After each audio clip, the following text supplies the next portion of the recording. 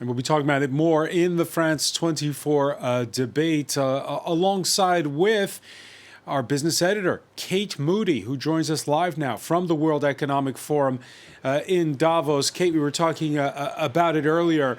The big names at the World Economic Forum this Wednesday included Ukraine's president and the German Chancellor. Yeah, Volodymyr Zelensky beginning his speech, which took place via video link, not in person. He was still in Kyiv. He started with a minute of silence for the victims of that helicopter crash that took place in Ukraine. He said that as far as he's concerned, Russia has already earned its place amongst the terrorists of the world. And he said that while military and financial aid is helping to save millions of lives, Ukraine still needs more, and that the world should not hesitate in its response against Russia. He said time is short. Now, this may have been a reference to the refusal earlier today of German Chancellor Olaf Scholz to commit to allowing German-made tanks to be sent to Ukraine. He's faced a lot of pressure from allies to make that decision, but he said in his speech today, it was a rare public address in English, not in German, he said that he wants to avoid escalating this war into a war between Russia and NATO. Kyiv certainly likely to keep asking for those tanks and other military support. Zelensky said that the supply of Western tanks should outpace the supply of tanks coming from Russia. Kate, on Tuesday, you reported on the president of the European Commission and how she was saying it was time for Europe to also have its green energy subsidies like the U.S., like China. You moderated earlier a panel at the World Economic Forum about the continent's green future. Absolutely. It was a pretty animated discussion with leaders from both the public and private sector, and it touched on a real range of issues there about how the immediate need to get rid of Russian oil and gas has impacted the longer-term efforts from here in Europe to switch to a green and sustainable future. All of this, of course, while keeping European businesses competitive against competitors, notably from the United States and Russia, and China, rather. Sorry. Now, there was some criticism on the panel about Europe's lack of progress so far towards that green transition.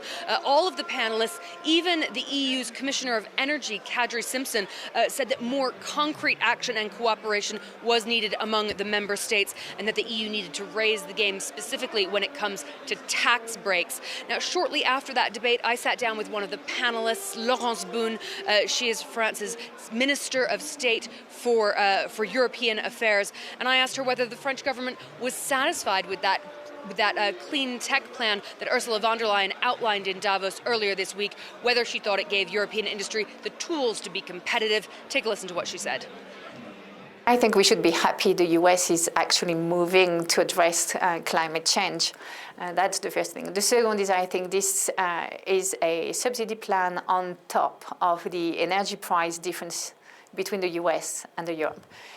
So what should we do? I think in line with what the European Commission President said in Davos on Tuesday, there are three things. First, we must have a strategy shock, which is to target the sectors that will contribute to the energy transition with subsidies and with our effort for innovation.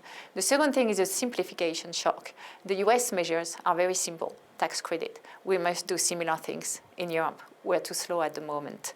And third, I think we need to stick together as Europeans and ensure that every single European can actually invest in those sectors. And for that, we need common financing. Do you see the United States as an ally or more of a competitor in this domain? So I think every single effort to develop faster, more efficient renewable energy is to be welcome. That's the main thing.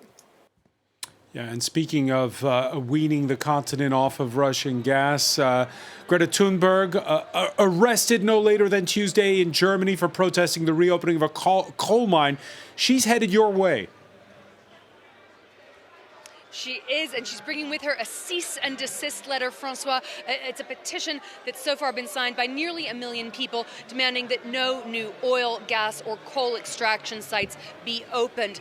We understand that she'll be meeting here with the head of the International Energy Agency, Fatih Birol. That'll be the first public meeting between the two.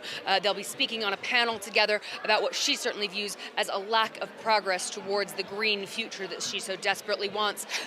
She is far from the only one. Protesters and climate activists in and around Davos this week have really been slamming the World Economic Forum for hypocrisy in giving oil and gas companies a platform here while they're still talking about sustainability.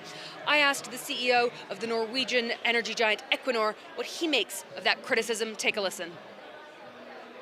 We need both, because there is no way to do the energy transition if we are removing something before we have something new. So that's why the focus now should really be about stepping up the renewables. We see that the renewables investments are 4 times less than it needs to be to become to net zero in 2050.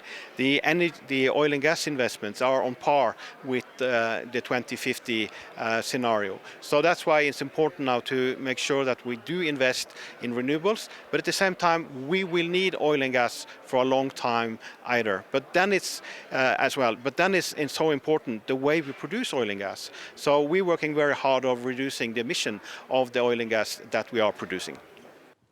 Yeah, and that accelerating inequality gap on the planet that you were talking about Monday, Kate Moody, we'll be asking if it's down to the digital age. That's in the France 24 debate that's coming up in some 20 minutes' time. You'll be joining us in the France 24 debate. Thanks for being with us, Kate Moody.